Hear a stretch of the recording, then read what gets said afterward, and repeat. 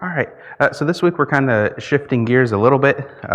2 weeks ago we looked at how God directly communicated with Adam and Eve. Last week we looked at how God directly communicates with the patriarchs. This week we're going to talk about the prophets, kind of generally, and then specifically Moses and Jonah. Moses because, I don't know, there's just so much about him that it seems like it would be kind of wrong to skip over that. And then Jonah for the opposite, because his book is so small that it's something that we can very easily cover as just part of our day this morning. But so while God does speak to them directly, we're going to look more about how God uses these prophets to then speak to wider groups of people. In our first week with Adam and Eve, God very directly spoke to individuals. Last week, God very directly spoke to individuals who then had to share the information and the message with their families. Now we're shifting to an even kind of wider berth, where God is speaking to individuals who aren't just sharing it with their families, but passing it on to entire cities and entire nations of people. So there are 16 books in the Old Testament that are directly related to prophets. We have the 4 major prophets, the 12 minor prophets. The distinction major versus minor is just a matter of how long that book is. It's not saying that the 4 major prophets are the important ones and the minor prophets are unimportant. It's just that they're much shorter. I found on the website azbible.com that there are about 90-ish people who are noted or listed as receiving prophetic revelation from God in the Bible. Of those 90-ish prophets, like 60 to 65, 63 of them are from the Old Testament, so then the other 27, I guess, would have been found in the New Testament. Maybe I'm not quite awake yet. It took too long doing math. So let's look at Moses. We're not going to read all of the things that Moses has done because that spans Exodus to Deuteronomy, and 45 minutes is not enough time to read all of those, let alone try to talk about them. So we're going to kind of focus just on a few short chapters in Exodus with Moses, really kind of get the baseline idea of how God uses him, and then how Moses uses his brother and how he communicates to the people to, share God's message and share God's plan. So Moses is one of the most, prolific and biggest prophets in the Bible. He's the author of the Torah, which is these first 5 books of the Old Testament. It's also called the Pentateuch. He wrote the Law, which is basically God's instructions on how ancient Israel was to live and conduct itself and hold, religious rites and ceremonies, how to function in their day-to-day, how to interact with other nations. He basically, through God, or God through Moses, established Israelite and Hebrew society. Bobby talked about this in class last month, but Moses' story really follows that monomyth, the hero's journey, the idea of an underdog, more or less, going on a journey, learning things about themselves, receiving supernatural help, overcoming evil, and then kind of returning back home to their people changed and ready to forge the next steps in their journey. Moses is one of the people who is really part of that storytelling. So from the very beginning, Moses was, special. He was kept alive by his mother, even though Pharaoh had commanded that all of the Hebrew sons were to be killed, but his mother chose not to obey that. He was then found by royalty, Pharaoh's daughter. He was then basically brought up in the palace in a position of power and authority within Egyptian culture. He still despite that, managed to find compassion for the Israelites and the Hebrew people, going so far as to kill a fellow Egyptian for his treatment of a Hebrew.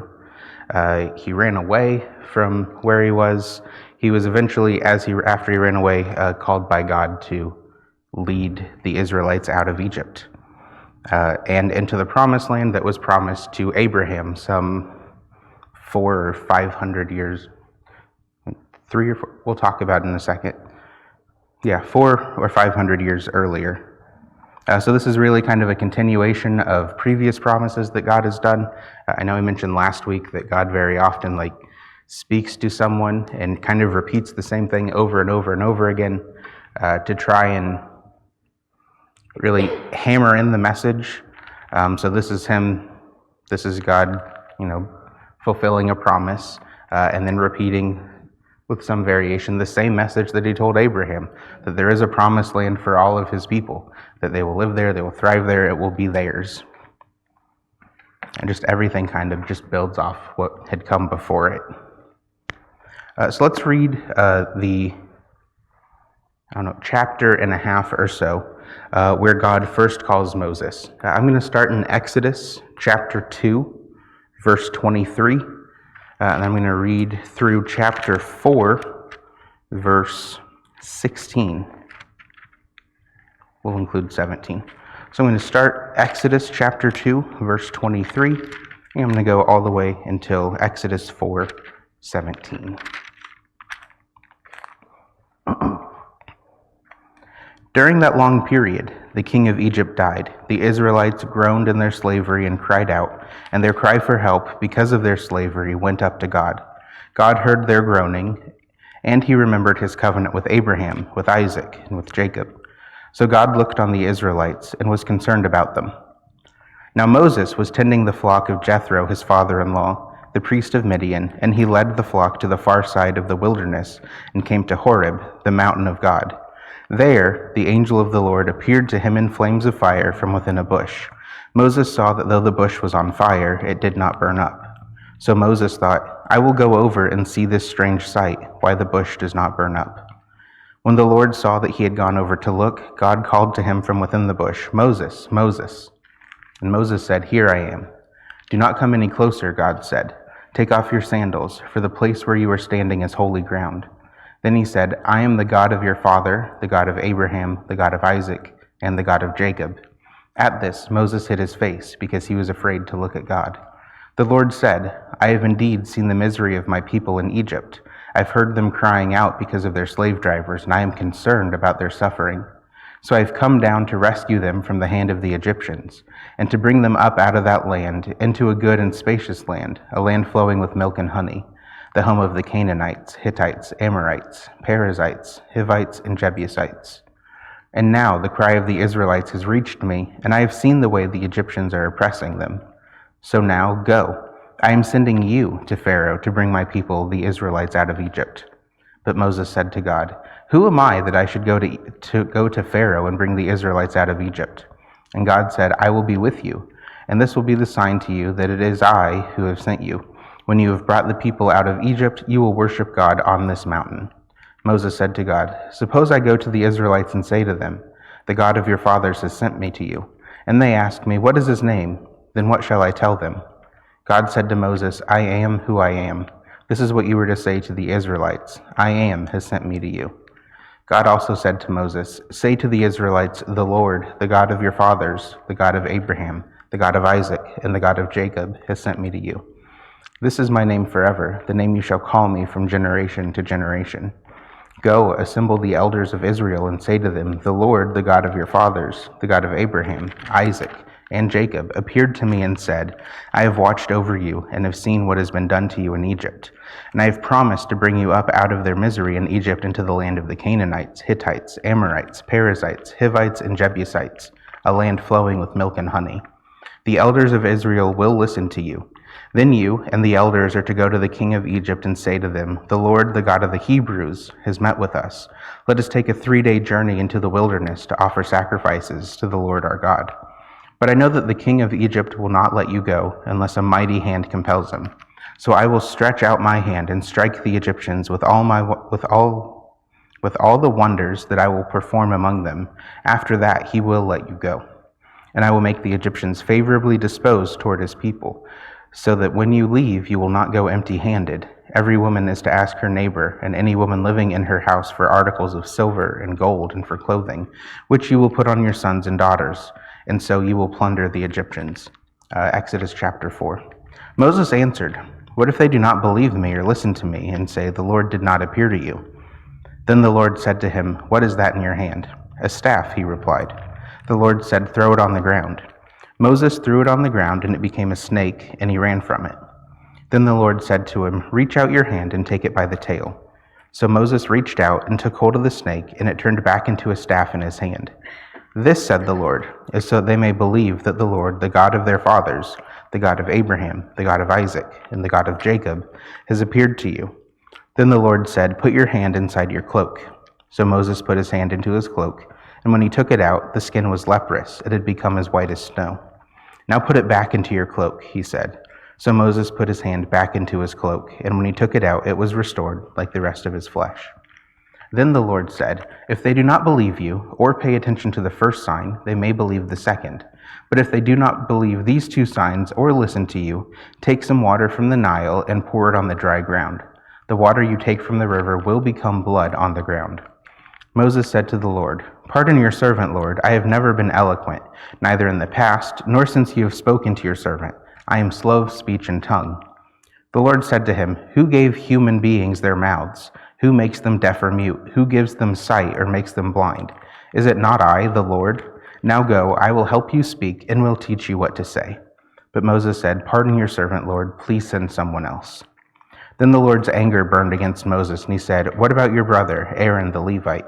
I know he can speak well. He's already on his way to meet you, and he will be glad to see you. You shall speak to him and put words in his mouth. I will help both of you speak and will teach you what to do. He will speak to the people for you, and it will be as if he were your mouth and as if you were God to him.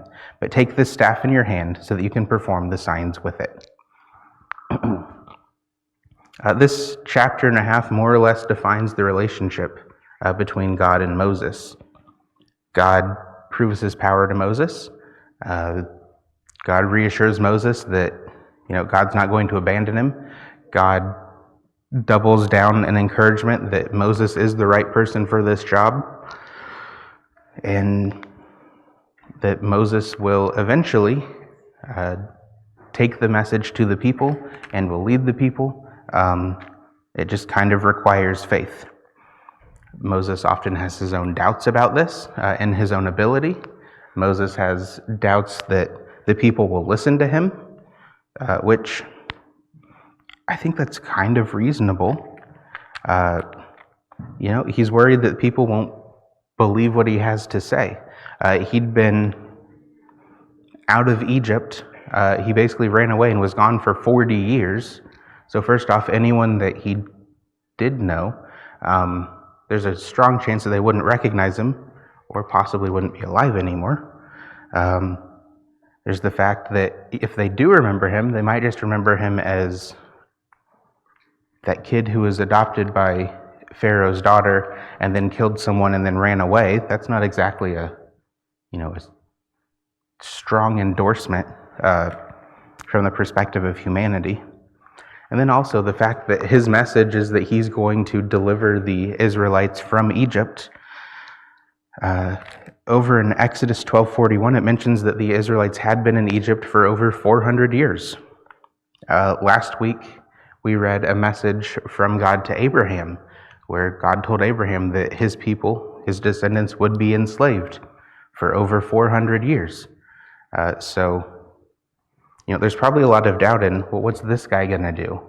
No one else has really freed us. No one else has made things work in literally hundreds of years, generations of people. So from my standpoint, my perspective, I think it makes sense that he would be a bit wary that he's the right guy for the job. But then again, God looked him well, maybe didn't look him in the eye, but spoke directly to his face and said, no, you've got this. I'll be with you. I'm going to tell you what to say. If I have to, you'll tell your brother what to say. And we're going to get through this. We're going to make everything happen. I think it's kind of neat that God gives 3 miracles and, like rapids, well, more than 3, but he just provides Moses with these miracles in rapid succession, partially to instruct him on what to do to prove himself to the Israelites, and partially because these are going to prove to Moses that God is who he says he is and that God has the power to do these things. I don't know. Just a quick survey of everyone in here. If a bush was on fire and started talking to you, would you believe it? You'd run? Yeah, I think. All right, yeah, that's fair. The bush is on fire. That's probably a good idea to run. What if you heard a voice from behind you say, "Wanda, stop running away. Come back." I'd be suspicious, I guess. Yeah, I think I would also be suspicious. And then that voice that's talking to you claims that it's God and tells you to throw down your walking stick and it turns into a snake. Now I'm scared. I imagine you would be as well, and anyone else in here. Get your attention. It would definitely get your attention, yeah. And then you get told pick it up and it turns back into a staff or a walking stick. And then you stick your hand in your pocket because the voice at the burning bush told you to, and you pull it out, it's infected and diseased. I'd be further terrified. But maybe at that point I'd start to believe, okay, there's something going on here. There's some power being built up, being shown here that maybe it's worth listening to. And then, the last miracle is Moses told, okay, scoop up some water from the Nile and drop it on the ground, and then it'll turn into blood. Not something that you can test immediately when you're hundreds of miles away from the Nile River, but I would be inclined to believe that it would work after everything I had just seen. So we've got all this kind of buildup of Moses being in the right place at the right time almost. Certainly not coincidence that all of this happened. This has to be, part of God's plan to orchestrate things so that Moses is where he needs to be and has had the experiences he needs to have and has the relationship with all the various peoples that he needs so that he can be successful in this mission that God's given him. And God, being, reasonable, is willing to listen to Moses' concerns and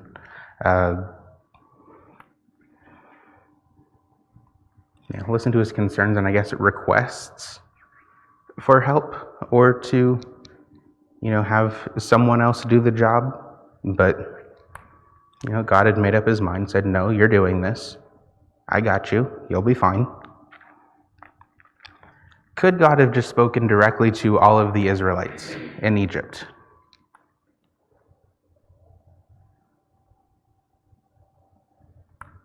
Well, he did it later on when he talked to him from the mountain, so yeah. That's true. He did later on, so yeah. Could he have just spoken directly to Pharaoh? Also, yeah. God could have just gone straight to Pharaoh. Could God have miraculously just taken all of the Israelites and teleported them into the promised land?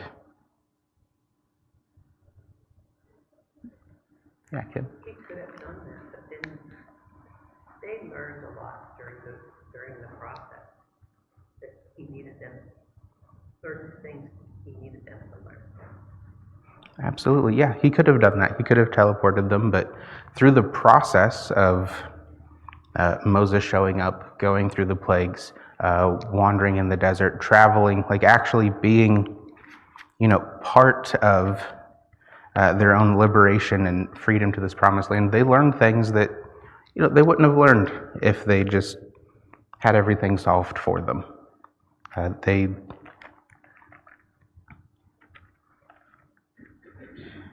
could have done a lot, I guess. Another reason, in my opinion, that God didn't just make all of their problems disappear and fix everything for them immediately is to kind of establish the idea of Jesus coming to earth. There is a single person who has the authority to speak on God's behalf, who's going to show up and try to, teach everyone about the conditions that they live in and try to rescue and liberate them from those conditions. He's establishing that also humans can't just be impatient and expect God to work miracles and do things on our timeline, that we have to work within his schedule. He's also establishing that we have to work and persevere and put up with some hardship if you want to receive what's promised. So yeah, God could have, skipped Moses and just told the Israelites what was going on. God could have skipped Moses and just told Pharaoh, hey, my people are leaving now. God could have just plucked up all the Israelites and moved them where he wanted them. But like Kim said, they wouldn't have learned stuff that they needed to learn. They wouldn't have learned how to persevere. They wouldn't have learned the importance of their faith in God. They wouldn't have, I'm sure they would have received the Ten Commandments and the law at some point, but not in the same way.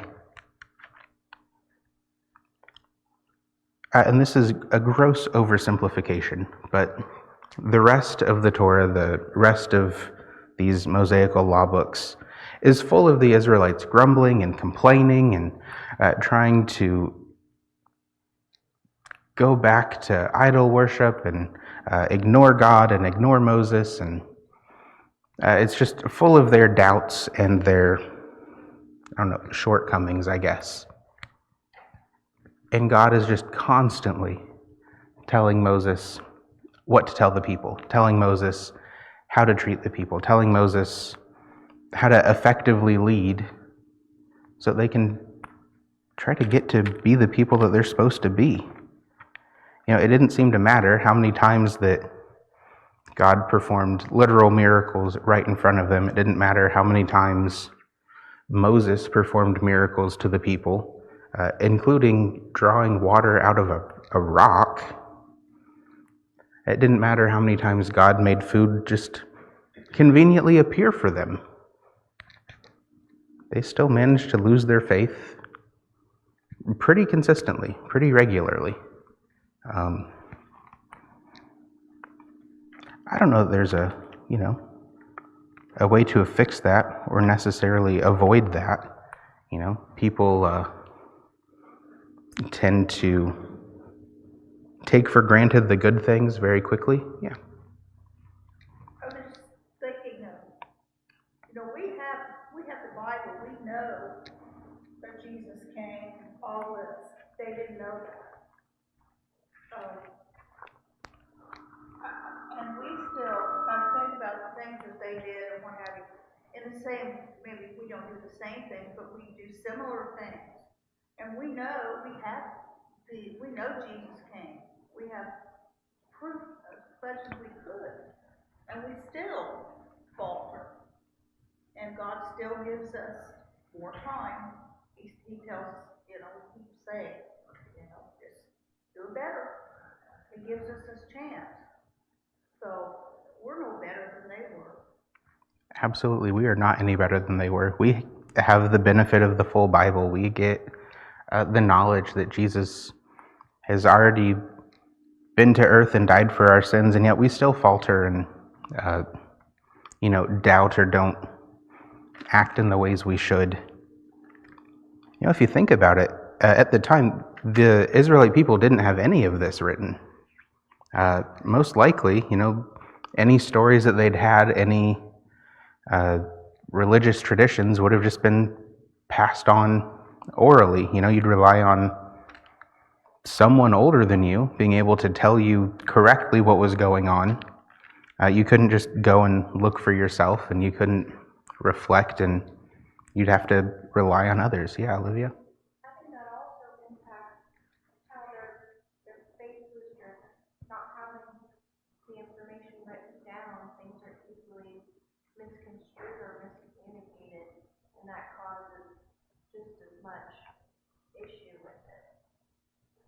And people, they develop their own traditions that may stray from what God determined was correct. And it's kind of a reflection of them eating the fruit in the garden, and after they ate the fruit, humans had free will to make the decision instead of having all of that knowledge that they would have not had, and which causes them to think that other options are possible that aren't correct. And that's just a reflection of last week as well. Yeah. I'm going to attempt to share what you just said, but I'm going to be honest. By the time we got to the end, I kind of forgot the beginning. So now that I've spoken, I've kind of forgotten the middle too. Shirley, can you save me? You know, I don't know if you've used this expression, but I used to tell my daughter, you are on my last nerve. Stop it. And I wonder how many times God thinks that. You know, you're on my last nerve. You know, I told you, and you just keep on doing this. And so, yeah, you know, I think of the Lord as, you know, He's my Father, and sometimes I probably am on His last nerve. Probably. Me too. All right. So let's see what I can do. So Olivia was, if we didn't hear, connecting the idea of oral traditions and how easy it is to misconstrue or change things, whether on purpose or not, how easy it is to kind of basically mess up, especially in these times, and as you just saw me forget everything now, how easy it is to misconstrue what was said, and she was connecting that with the idea of free will in the garden, and that a lot of these thoughts and concerns are kind of things that we have just because of that. That, you know, if Adam and Eve hadn't eaten of the tree all those years ago, you know, we wouldn't need to have this discussion, probably. We wouldn't even know that we could have this discussion. And then Shirley was pointing out that, you know, there's probably a lot of times that people, myself included, have gotten on God's last nerve, where He's just a bit annoyed with the repeated bad behaviors and things that we know that we shouldn't do, things that we've promised we're not going to do again, that inevitably you just slip right back into it. Yeah, Kim? We were studying more about Genesis, and there's a time in Genesis that God has just had it with the people. He says, I'm not coming with you anymore, or I might just kill them all. But Moses speaks to him on the people's behalf, and he changes his mind. But I'm sure the people did get on his last nerve, and he had just had it with them at that point. Yeah. Kim had mentioned there are a few times that God has more or less just said, all right, I'm done traveling with you people, because if I don't walk away, you know, bad things will happen to you.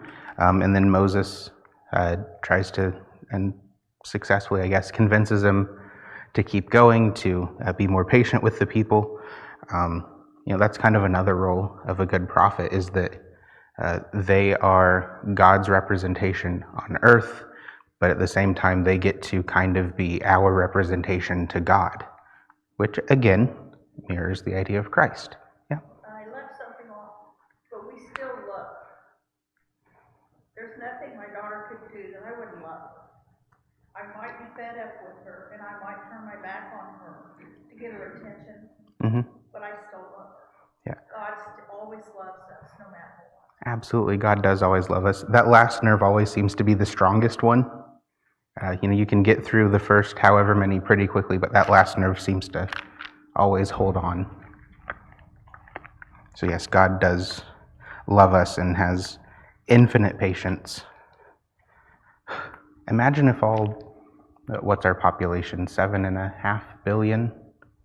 Something like that. Imagine if all 7.5 billion of your children were just constantly ignoring what you wanted them to do all of the time.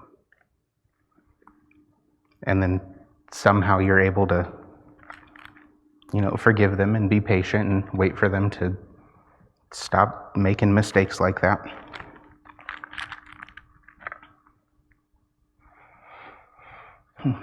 Yep, Olivia. I wonder if finds it fulfilling to see us doing the right thing, though, not probably sustains wrath. Let's turn it over. Do you think that God finds it fulfilling when humans do the right thing? See some head shaking their head, yes. Look at Job. You've been around all the other things, you've been around the earth. Look at Job, consider him. He's different. Yeah, Kevin has a good point that God brags about people and their good accomplishments. Telling Satan, look at Job, look at how good he's doing. He's definitely wants us to succeed in living righteous lives, and he's, gonna brag about it when we do, I guess. Last thing I want to point out regarding Moses, over the course of, writing the law, there are about 613 commandments that were given to the Israelites to dictate how they live. And, part of the reason that these were kept so strictly over the centuries is that the people knew and had faith that they came from God. There are times when they would ignore part of the law or go against it, but on the whole, I think the fact that these were divine laws and judgments and decrees really helped their longevity. These aren't things that came from Pharaoh, who just claimed he was a god. They weren't things from some ruler who just subjugated everyone by force, but these were properly from the highest authority. And I think that's kind of why by the time we get to like the New Testament, there's a lot of, I guess, bumpers is the word I want to use, like to make sure that you don't break the law, so you're going to be, even more strict than you necessarily would be, just because, you don't want to make God mad. You don't want to do wrong by him as much as you can. So that's kind of a short discussion on Moses. Do we have anything else that we want to talk about regarding him and how God uses him to try to save the Israelites? Yeah, Alex? Excuse me, Moses wasn't even perfect, right? He was arguing, not really arguing, but he was trying to convince God against what God had just said when God was talking to him. Moses, I want to send you. No, you don't, God. You're talking to God. God's talking to you through a burning bush. Your staff just turned into a snake. Your hand just went leprous, which was super bad. You don't go leprous and still get to see other people. And then it went back to normal. And Moses is like, I'm not actually the one you want. And later, when Moses is leading the Israelites to the promised land, he misses out on the promised land himself because he doesn't listen to God all the way. But God still used him. God still chose him to lead on, even though he wasn't super perfect, didn't listen to God all the time. That didn't make God any happier, right? There were consequences. He missed out on the promised land. But God still chose him. He still let Moses see the promised land, even when Moses didn't listen all the way. Yeah, if you didn't hear Alex, he pointed out that, Moses was not perfect. Moses, in what we read, was literally just told by God and how he was going to be used by God. He was just given all these signs, and Moses still thought, you don't really want to use me. You want to use someone else. I'm not good at speaking. I get nervous. You can't. Please just pick someone else. Imagine it's not courage, but we'll say the courage of trying to tell God within 5 minutes of talking, yeah, you're wrong. You don't want to use me. Go pick someone else. And then Alex also pointed out that Moses got to see the promised land, but he didn't get to actually go into it because of times where he thought he knew better than God, or he thought that he would just make decisions on his own and not do what God commanded him to do. So yeah, we get to not be perfect, and God can still use us. All right, we've got about 10 minutes, so I don't think we have necessarily the time to read the book of Jonah. Just jumping over to another prophet. It's 4 chapters. It's 1 page front and back in my Bible. But this is an instance where we get to see another semi-reluctant and unwilling prophet, someone who I think, unfortunately, I can resonate with pretty well, get used by God to do something great. So Jonah is he's definitely different from Moses, but Jonah's prophecy was not towards Israelite people. He was told by God to go and preach to the city of Nineveh, who were Assyrians. And then just a fun thing that I learned, Nineveh was either founded by Nimrod, who was a mighty hunter and a descendant of Ham, one of Noah's sons, or the city was founded by Asher, a descendant of Noah's other son, Shem. It kind of depends on your translation. So if Genesis 10, verse 11, translates the kind of descriptions as Asher or Assyria, that kind of changes which descendant's son founded it. Not really important. I just thought it was interesting that, depending on if you translate it as a person's name or a state, it kind of alters maybe who founded the city. Either way, at this point, Nineveh is the capital of the Assyrian Empire.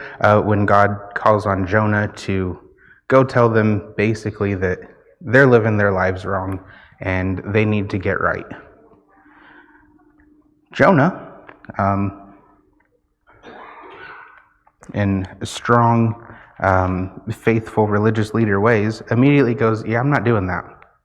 Absolutely not, God. I heard what you said, and I'm going to do everything in my power to do the complete opposite.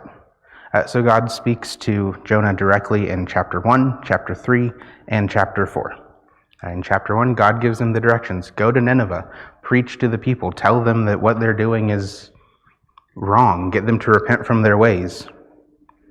And Jonah decides, no, I'm going to sail in as close to the opposite direction of the world as I possibly can. God lets Jonah try, but immediately proves that God is more powerful. Something that should have been comforting to Jonah, but wasn't. Enough to the point that he decided that he'd rather just get chucked into the waters of the sea during a raging storm. Maybe he knew that would save the other people on the boat. Maybe he just thought, okay, if I jump in and I die, then I won't have to do it. Either way, Jonah's still not, on the right path. Over the course of chapter 2, and by the time of chapter 3, Jonah kind of changes his tune a little bit. He accepts that God's will is more important than his own, and he goes to Nineveh. Chapter 3 says that the city of Nineveh is so big that it took 3 days to walk from one end of it to the other. Just absolutely massive. After a day's journey, so just a third of the way into the city, Jonah hasn't even made it halfway through. His message took off. The people listened to him. They recognized that they were not living the way that they ought to, and they repented.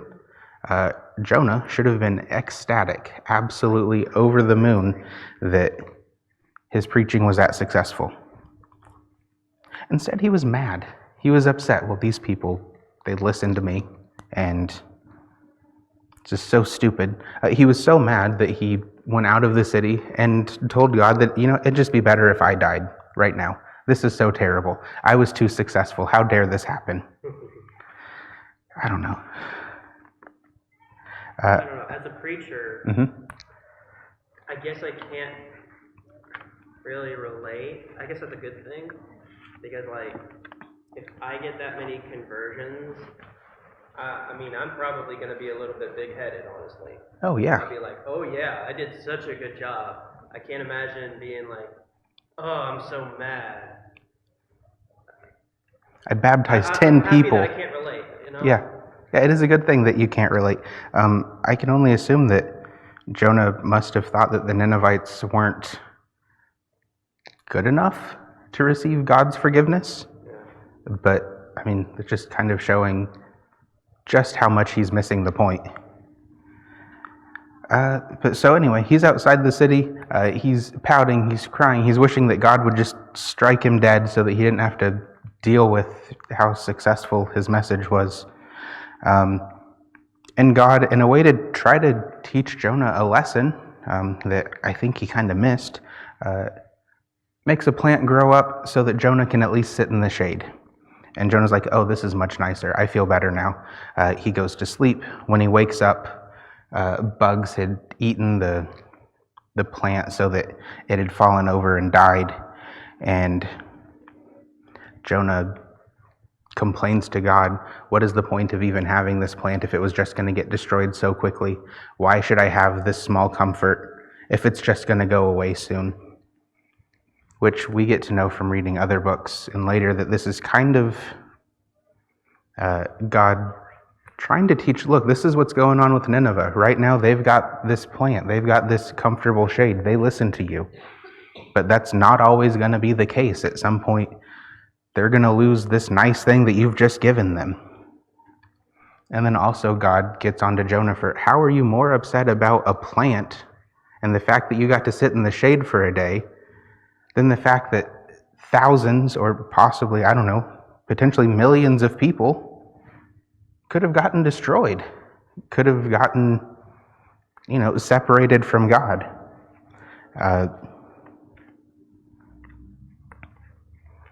So the end of the book is kind of left out in the open. God asks Jonah a question. He says in chapter 4, verse 10, the Lord God said, you've been concerned about this plant, though you did not tend it or make it grow. It sprang up overnight and died overnight. And should I not have concern for the great city of Nineveh, in which there are more than 120,000 people who cannot tell their right hand from their left, and also many animals? And then, we leave the book with Jonah having to think about, hopefully, the realization of how wrong he was, and we get to think about how God does care for everyone all the time. And this is, kind of, again, a mirroring of the point of Jesus showing up to what should probably be expected as an unresponsive audience, and how still his work was important and how we can gladly receive him. Next week, I want to talk about some of the miracles, how God uses angels, how God uses signs throughout the Old Testament to show his might and communicate with people. All right, thank you.